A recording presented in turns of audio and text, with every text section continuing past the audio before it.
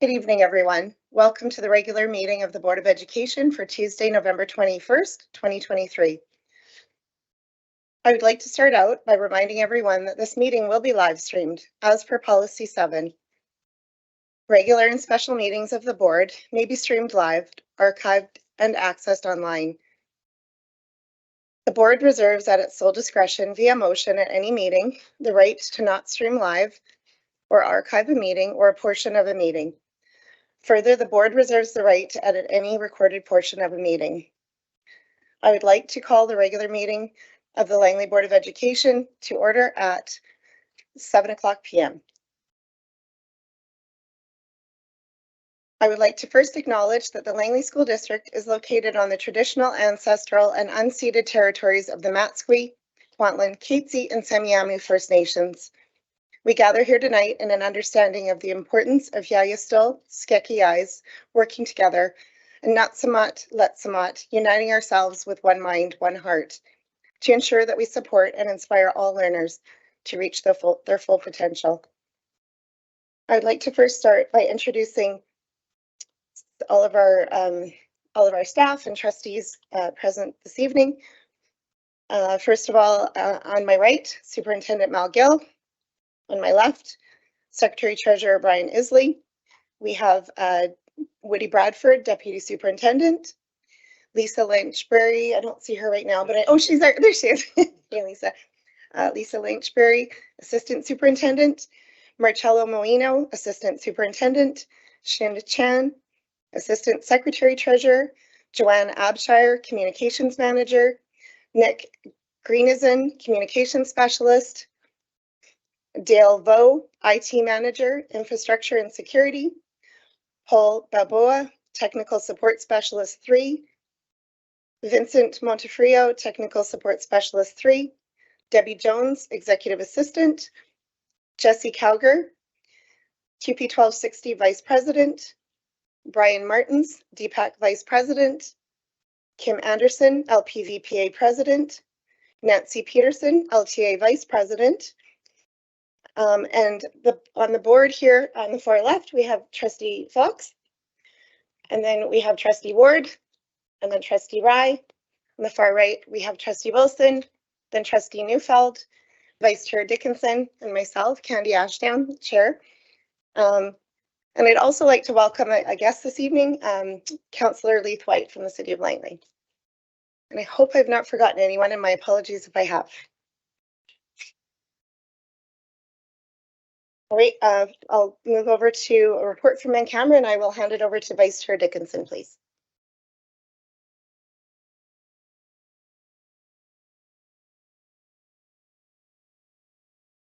There you go. In camera today, we spoke about legal, property, and personnel. Thank you. Trustees, you have the consent agenda in front of you. Could I have a mover, please, that the Board of Education adopts the consent agenda items as presented? Trustee Fox, do I have a seconder? Trustee Neufeld, could I have a show of hands for any discussion, first of all? No. Could I have a show of hands, please, for all those in favor? Any opposed? Carried unanimously. All right, next on the agenda, we have that the agenda be approved as presented. Could I please have a mover to accept the agenda as presented? Trustee Fox, do I have a seconder? Trustee Rye, any discussion? Okay, can I have a show of hands, please, for all those in favor? Great, carried, and any opposed? Carried unanimously. Moving on to superintendent's reports. 7.1 AP 356, return to school. I will pass it over to you, Superintendent Gill. Thank you, Chair. This evening we have Assistant Superintendent Lanchbury and Director of Learning Support Services, Michael Morgan, here to help present AP 356. As we work through a new AP, it is my commitment to bring that to the board so that we can have the opportunity to present it in a formal way. However, the work to prepare the information within AP 356 has been done through collaboration with our partner groups and beyond, and certainly has taken number of months to get to a good place, and that is attributed to the good work of the people who will be presenting tonight. So I'll pass it over to Assistant Superintendent Lanchbury. Thank you very much, Superintendent Gill. I am here this evening with the Director of Learning Support Services, Michael Morgan, to share an update with you on AP 356, Return to School. We're going to start with going back to December 2020, and at that time, the district staff began to review AP 355 called Student Discipline. And it was decided that the Student Code of Conduct needed to be a separate entity, and so was removed from AP 355, and Student Code of Conduct AP 350 was created.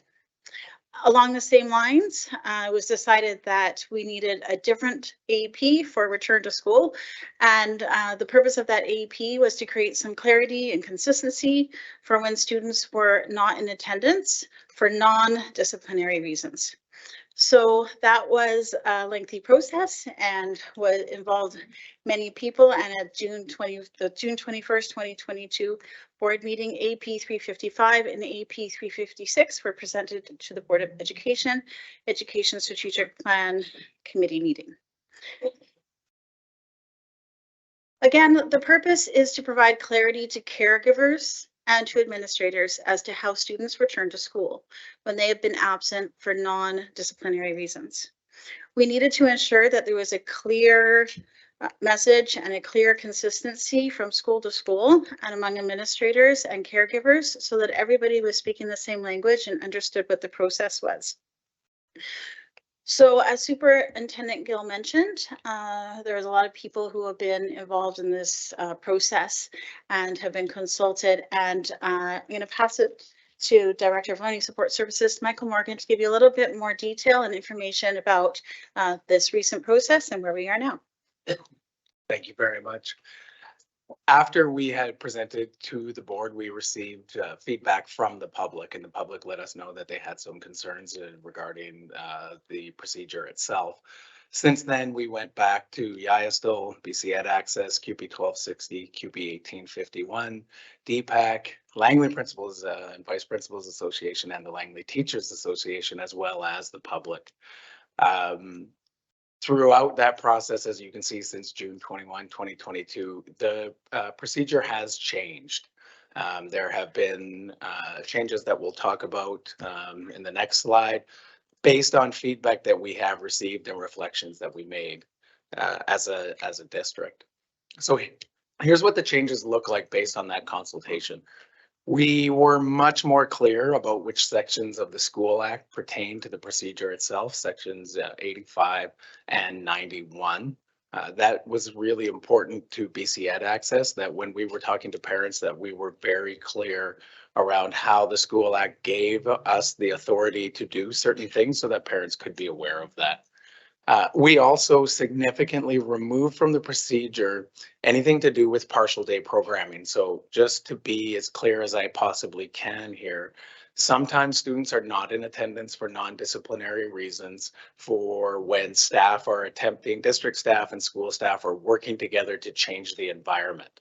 There is also a portion of the School Act that allows us to have students in attendance for less than full-time hours.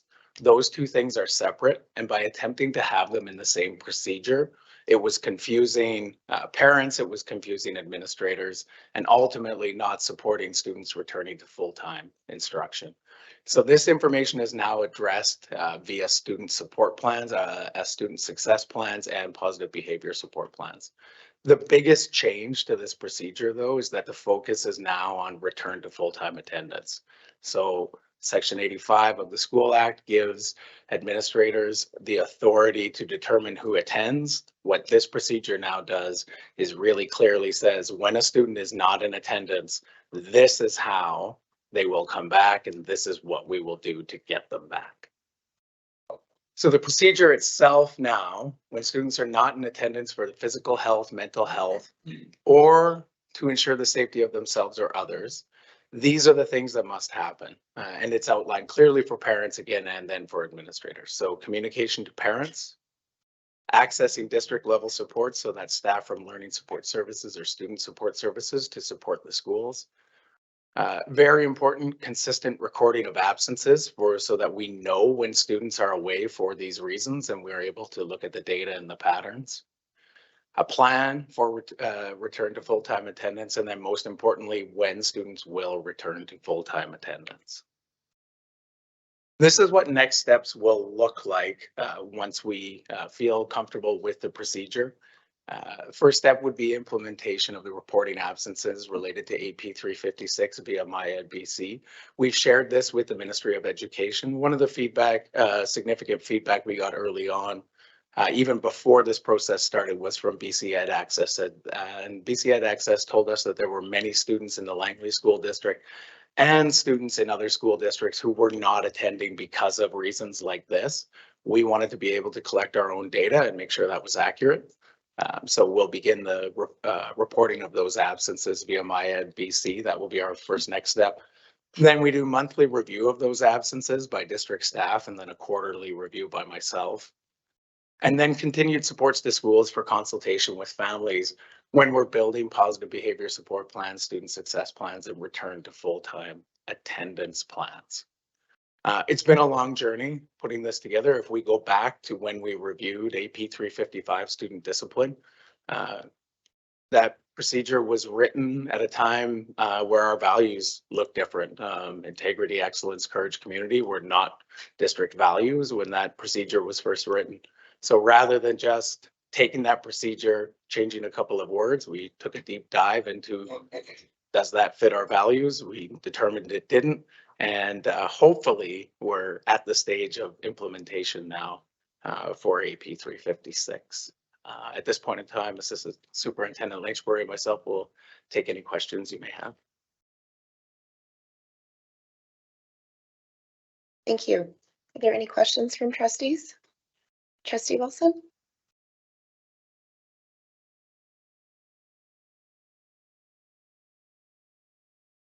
Look at that.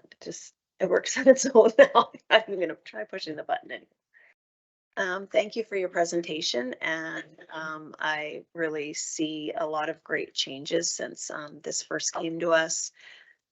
Number one being the name. I really appreciate the work that's gone into it. I know that when we met as a group and had a big sort of open house to the public, there were maybe other groups weren't included in the consultation, and I'm glad to see that that happened and that we went out, especially with BC Ed Access, and I think Inclusion Langley was here, but I'm not sure if they were consulted, but I think it's important that we consult the groups that, you know, the teachers, the staff, the people that are affected most by APs like this. So I guess I just have a quick question. And I don't know if you're into the whole dynamics of it, but there's a portion that talks about priority learners, Indigenous students, students identifying as having special needs, children's and youth in care, students with complex mental health needs, and students facing systemic barriers require special consideration, consultation, and planning, and may need additional support when they return. And I just really think that they will need additional support. And I would prefer to see will over may, but obviously it's your AP. I just think that whether they're off for physical health reasons, or we've talked about that there will be a plan, there will be working on a plan while they're out, and then we implement the plan. So I just think it's, you know, there will need to be extra support in place when they return. So I just think it would look good to say that we will provide that, because it talks about us providing it throughout the document.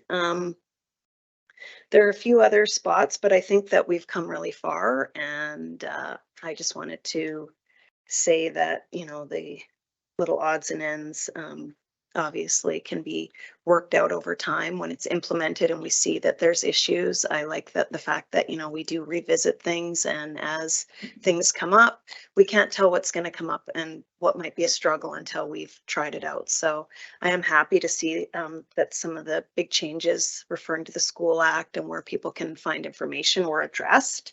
And mostly though, the tracking the tracking is so important, and for us to be able to collect data and have actual data to compare to is so valuable. And the fact that, you know, I haven't really seen this in other places, and that's something we're just implementing on our own, I think is so valuable. So I'm interested to know in the future, like how we're going to share that data or where we'll see it. But so far, I'm happy with the changes that I see. So thank you for that work.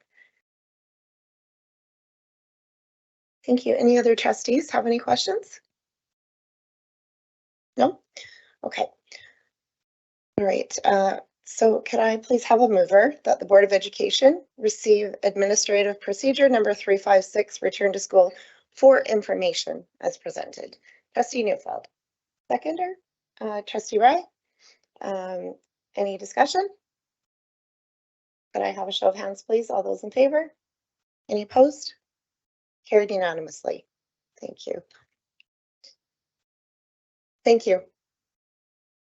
Okay, moving on to 7.2, Communications Plan 2023 to 2026. Thank you. This evening we have Joe Abshire here, who's going to be presenting our communications plan. Just before Joe gets started, do want to commend Joe and her team on her hard work in ensuring that we are connecting with our community and supporting our administrators in our schools. It's been a fantastic difference maker in our district around changing the narrative around who we are as a district and providing good news stories for the community, as well as providing timely information to our staff and our parents. So I'll pass it on to Joe. Thank you. Thank you so much for having me here and for hearing this presentation. As you are aware, the communications plan is in the board package, and once after this evening, it'll also be posted on the district website, just for transparency's sake. I also want to first off just put the presentation up. Let's start with that. And first acknowledge that, as Superintendent Mal Gill said, we're a team. So I'm here with my small but mighty team, Nick Greeneisen, who's there in the audience. We've been working together for the last year, trying to deliver information in a variety of ways, which I'll talk about. And again, we're a small, mighty, but powerful team, and I'm really grateful to have him here this evening to also celebrate and communicate what we plan to do for the next 4 years. So really, much like the strategic plan, this is the communications department's blueprint for what we're going to be doing for the next 4 years, and it's in alignment with the strategic plan. So it's been a very good exercise because I started 4 years ago, and one of my first tasks was to come up with a communications plan. So looking over at the last 4 years, it was good to see and do that audit for myself and the department to see what worked, what didn't work, what can we do better. And I'll talk a little bit about that. To understand where we're going, we need to kind of look at where we were before and where we are now and where we're headed. Obviously, this board has been in place for a year, but there's a lot of things that have happened in the last couple of years that kind of shape where we are now. One of the things coming out of or transitioning out of COVID, for example, we surveyed our families and we asked them in relation to communications, volume and quantity and quality, like what are your thoughts? And for the most part, everyone was pleased. Everyone was telling us that they were happy with what we were doing, which signals to the department that I think we should continue what we're doing and at the same time enhancing what we can and making improvements. Things that we've improved on over the last couple of years, emergency communications and crisis, and that's really because of School Messenger. We have this new tool that was on board that helped us instantly communicate via text or through email to the parent community. So these were some of the two highlights that we will continue to move forward with. Also social media, which is always changing, but we've seen growth, which I'll talk about in a bit. And as well as just overall success with promotional campaigns, whether it's events or registration for a different program. You know, our job, as I always tell our department, is our job is to get people to the door. It's really that specific school or department's job to try to get people to register. So we've been very successful in that. There's so many different examples I could name, but you know, if I were to do that, we would probably be here forever. So a lot of different highlights, and of course we can always do better. I think dealing with internal communications and building capacity of staff when it comes to communications is something that will always be a challenge and something that we will continue to work on moving forward. So here on this slide, you'll see our 7 pillars. We've increased by 2 pillars simply because of the alignment of our strategic plan. We are now having a more intentional focus on diversity, equity, inclusion, and truth and reconciliation, and also, you know, just education on Indigenous worldviews and perspectives. We do that in the classroom, but we're also doing it as a district through our different modes, like methods of communications. It doesn't just stop in the classroom. So we were very intentional in our department to ensure that we had these pillars and were accountable for that work. I already talked about how we can improve. So again, the challenges of trying to build staff capacity, increasing knowledge, and again, promoting equity, diversity, inclusion, and pardon me, truth and reconciliation. That's something that we're going to continue to work on. One of the first pillars, celebrating our story, as Superintendent Malgill said, you know, we do a pretty good job at doing that. It's probably my favorite part of the job, of just, no matter how big or small the story, really sharing this information in a variety of ways, whether it's through the district website, social media, direct emails, part of a superintendent's letter to the community. We're trying to find different ways to reach people. I highly encourage anyone in the public or the board to please follow our social media channels, but we do recognize not everyone's on social media. So we're going to try our best to reach you in different ways, which is why I'm also pleased to say that we're going to be launching a quarterly newsletter sometime this week. And that newsletter in particular was an idea that came up before COVID, and it just kind of parked itself for a bit. And now we're back to revisiting that and trying to reach the audiences that we can't normally, we couldn't reach before. So that's one of the things to look forward to. I really think it's important to note that we celebrate our story well. And when I talk about what these stories are, they're everything from, you know, the learning in the classroom, achievements from staff or students, and just overall successes that you see throughout the year. This particular post that I've put there is just a sample of one of our posts on social media, which actually was the highest, probably most engaged post of the last school year, which was about 3 electricians who were at Parkside, who on their lunch break, they went out of their way and they helped fix a kid's bike. And that garnered more than 400 loves, multiple shares. It really resonated with people. It really just, you know, one of those stories that, as little as small as it is, it really makes you feel good. And it's so nice to see different comments from staff or from parents or anyone that are actually just, you know, engaging with that content and in an emotional way. I get kind of emotional about it too, because of the power of a photo or a video and what it does to your being. So I think that we continue to do that. We try to find stories. I remember a teacher asked, how do you find out what to do? And it's 2 ways. Usually we have trained our principals to share the stories with us, or we go and try to seek it ourselves. We try to run the department as if we're a newsroom, trying to seek these stories and share what we do as a district. Touching quickly on social media, I won't go too much into it other than you can see by the numbers, immense growth. Over the last 4 years, 85% increase in followers. Is that going to continue? I do predict that, yes, social media will be changing and trends. For example, the TikTok world has exploded, but at the same time, our parents are on Facebook. And I mean, you can see that the prediction is we will continue to grow as a district. So we are going to continue to have increase in followers in social media. The next pillar is enhancing our brand. And what do I mean by that? Like, our brand isn't just a logo. It's not just an image. Our brand is really who we are, what we do, and why it's important. It's really what people think about us from our reputation standpoint, but also just how we make them feel. That's really what I mean by, communicating our brand, enhancing our brand. So it's really that work of proactively sharing important information that builds trust with people, but it's also reactive. I mean, sometimes there are situations that are an emergency, for example, or a crisis, a reputational crisis, and that's where we have to work strategically to come up with key messaging to help inform our audiences and share our story in that regard.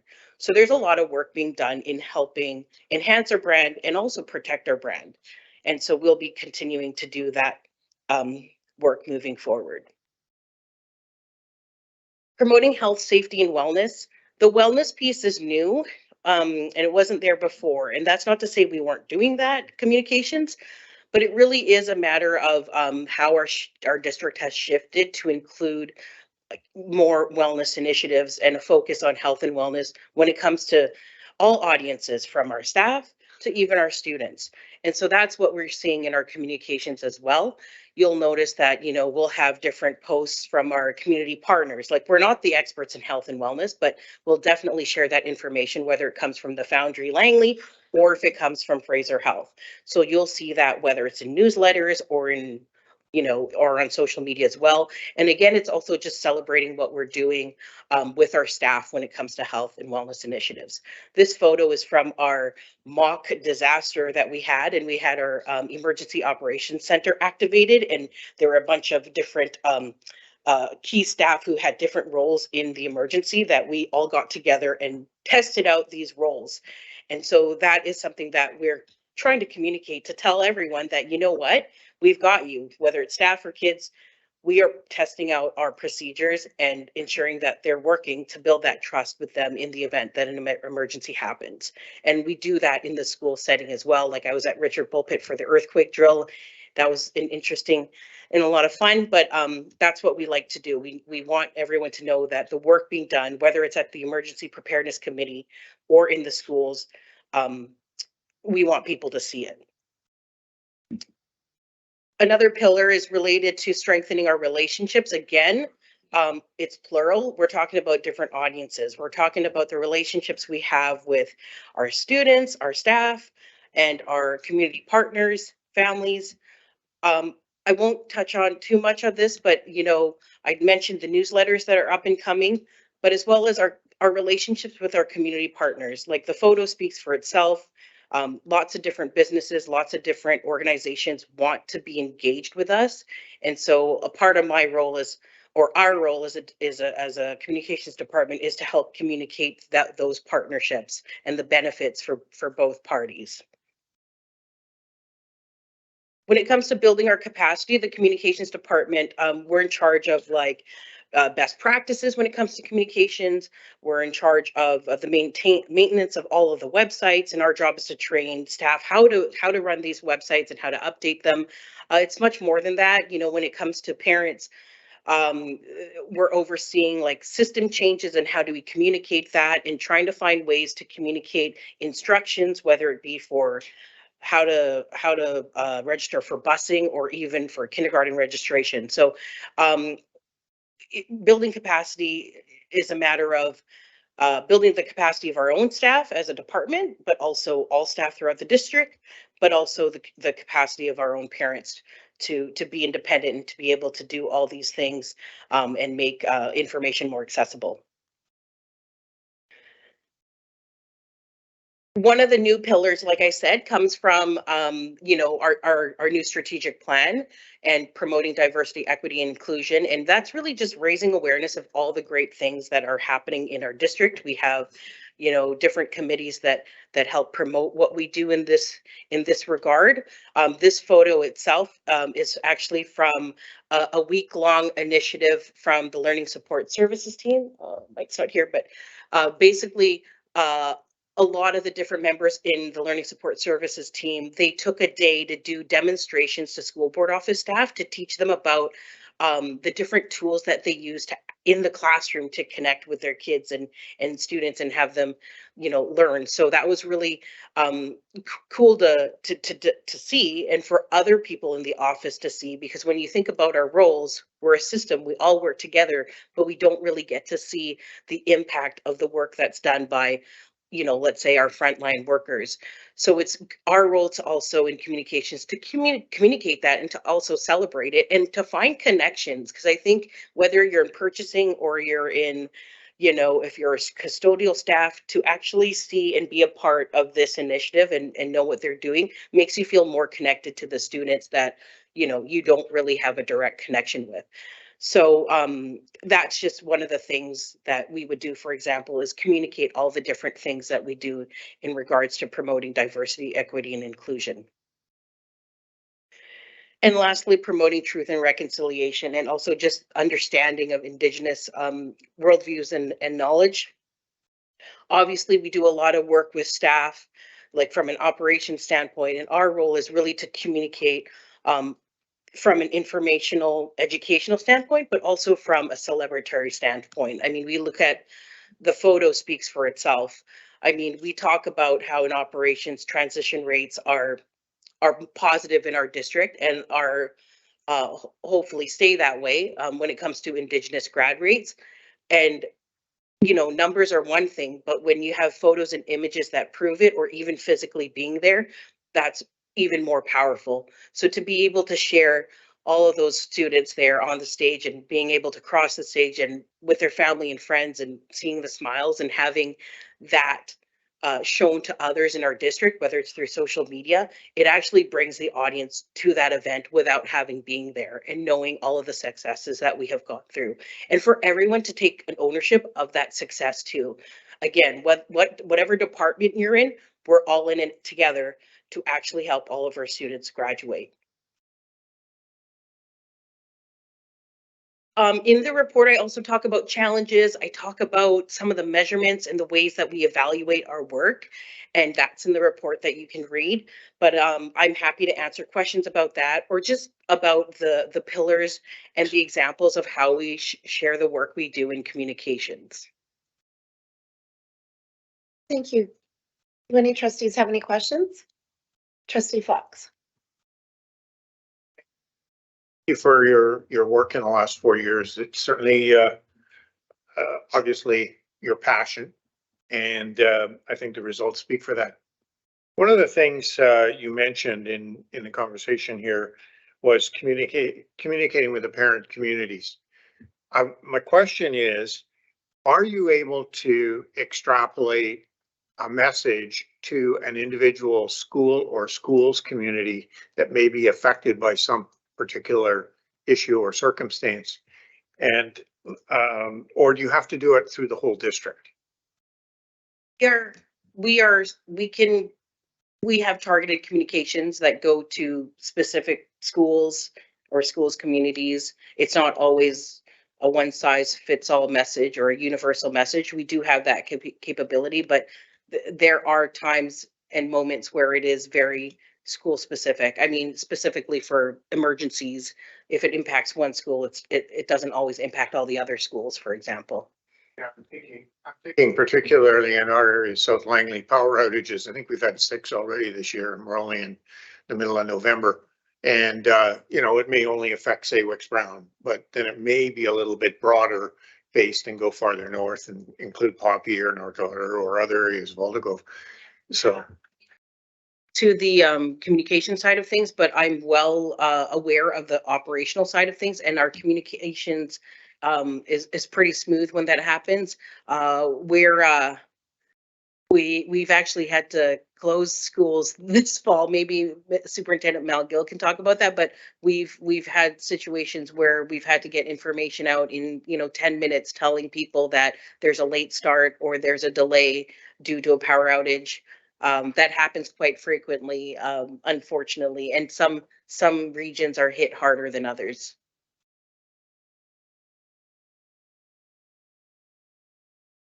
Thank you. Any other trustees have any questions? Okay, do I have a mover, please, for the motion that the Board of Education approves the communications plan for 2023 to 2026 as presented. Trustee Newfeld, do I have a seconder? Trustee Ward, any discussion on the motion? Show of hands, please, for all those in favor. Any opposed? Carried unanimously. Moving along to policy committee reports, 8.1 notice of motion, return policy 20, public interest disclosure. I'm going to pass this over to, oh, sorry, to yourself first, Secretary Treasurer Isley. Yes, trustees will recall at the September 19th public board meeting, the policy committee recommended putting up for notice of motion policy 20, public interest disclosure. That motion was passed and has been put out for notice of motion. We received no feedback, so there's a motion to adopt the policy in your package. Thank you. All right, so do I have actually the chair of the policy committee, Trustee Rye, would you like to make the motion from policy 8.1? Or I can make it if you prefer, and then you can do the next one. Sure. Okay. That the Board of Education approve policy 20, public interest disclosure, and as presented, and add the annual report to policy 2, appendix A, board annual work plan for the month of September. Thank All you. in favor? And do I have a seconder? Trustee Fox? Okay, any discussion on the motion? Okay, all right. So could I have show of hands, please? All those in favor? Any opposed? Carried unanimously. Thank you.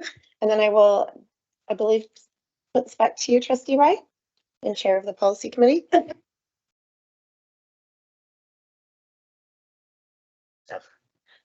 So on November 7th of this year, the policy committee met, and the Secretary Treasurer had presented some information sent by the Ministry of Education and Childcare about the provincial criteria guidelines to the district to set out best practices and provide guidelines of recommendations to refine the board's code of conduct.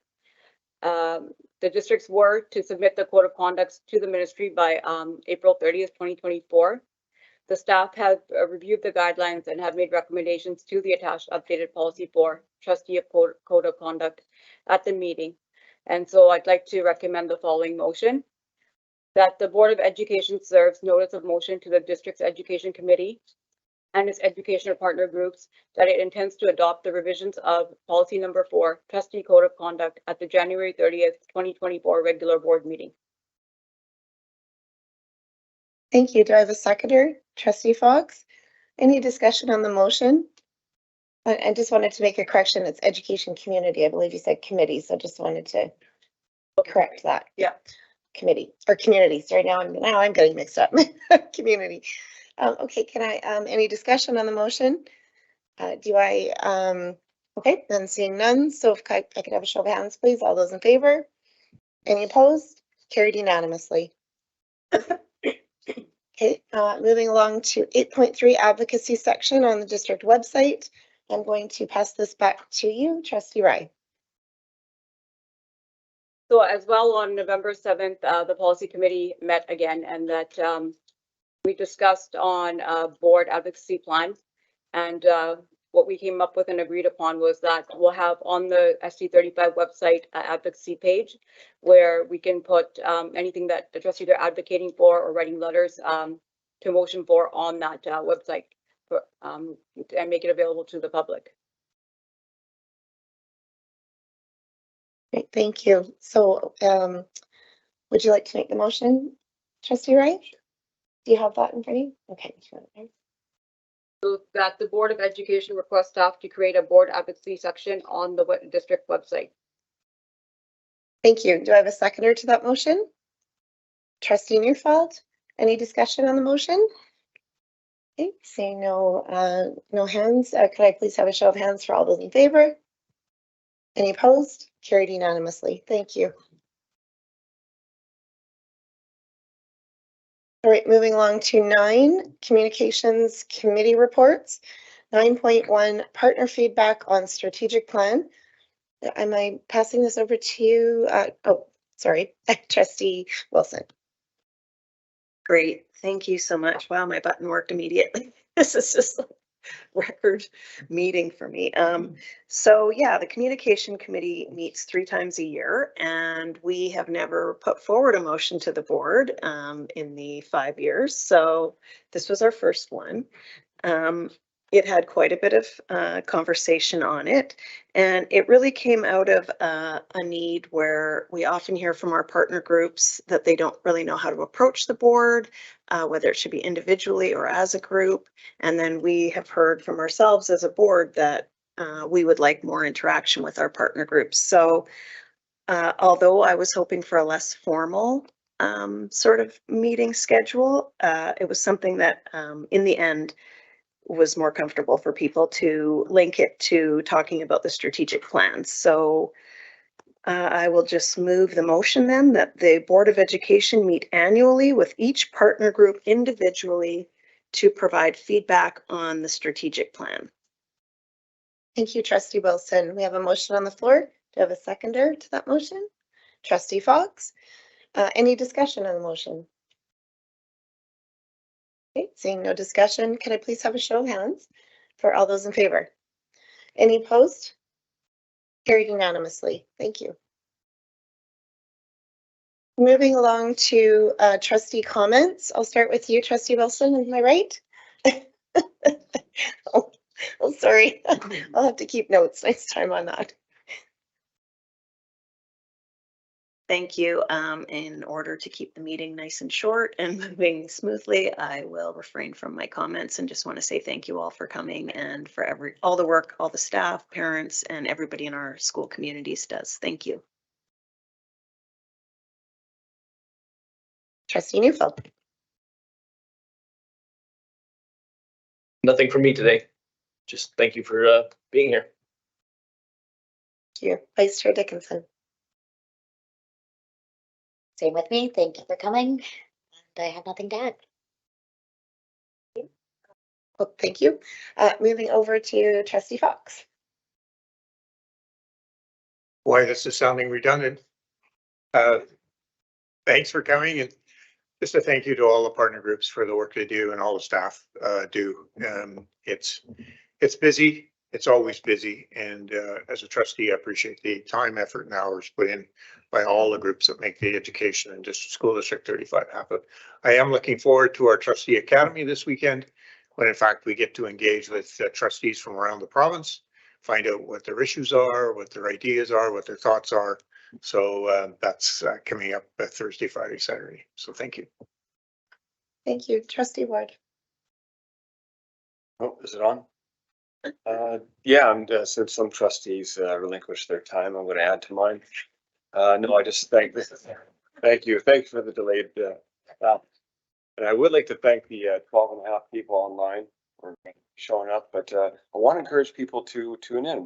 We're having very tightly run meetings and they've always been run well, but I appreciate staff for the great presentations, and it is exciting actually, and it's exciting that it's run very well. So anyhow, thank you to our partner groups for being here. Thank you. Thank you. Trustee Roy.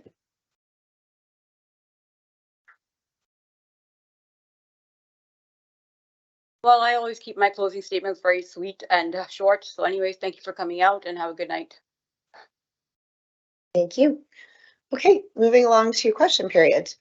Question period is provided at board meetings. The purpose is to ensure that those present in the audience have an opportunity to obtain clarification concerning business conducted during that meeting. Priority will be given to responding to one question per person before considering further questions from any individual. The following will help the public develop questions for question period at a board meeting that is keeping with the goal of a respectful and focused meeting. Questions need to be directed to the chair and not the staff, need to be related directly to the topic on the agenda, need to be succinct, focused, and not be a statement, may not be asked that are related to personnel or directed at an individual trustee, may not be asked that are related to contract negotiations, and the questioner shall provide their name so that it can be reflected in the minutes. All of the above are directions provided for in board policy number 7. Board operations, the chair may answer, may defer to staff, or indicate a question may not be in keeping with the above guidelines. The board appreciates the public interest the public's interest and wants to ensure a professional meeting is conducted with question period focused on providing guests with the clarification they seek.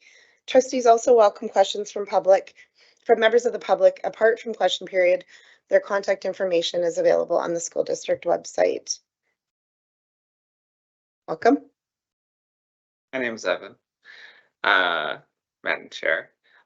With the advocacy section on the website, is the intention to sort of do a retrospective as well? And previously, I assume there's been prior advocacy letters sent from prior boards. Will there be an effort to provide an archive of prior advocacy? Or is the intention of that section only to list the current advocacy priorities and prospective letters as they're generated? That's a great question. As I sit on the policy committee, I can sort of talk about our discussion. We didn't actually really talk about how far back we're going to go, but I would imagine it would at least go as far back as this board. But honestly, we haven't kind of gotten to that point yet as far as exactly where we'll start. Whether we'll start, I would imagine they'll at least do this board. But sorry, I don't have a You're at the concrete build it answer. and they will come stage. Yes. I'm assuming nobody else has other questions. So I have another one, which is relatively simple. On the motion for the communication committee to engage annually individually with the partner groups, aside from the partner groups normally sort of laid out in the agenda, it specifically speaks to DPAC and exempt staff. I was just curious, particularly for exempt staff, how the communication committee plans to engage with them.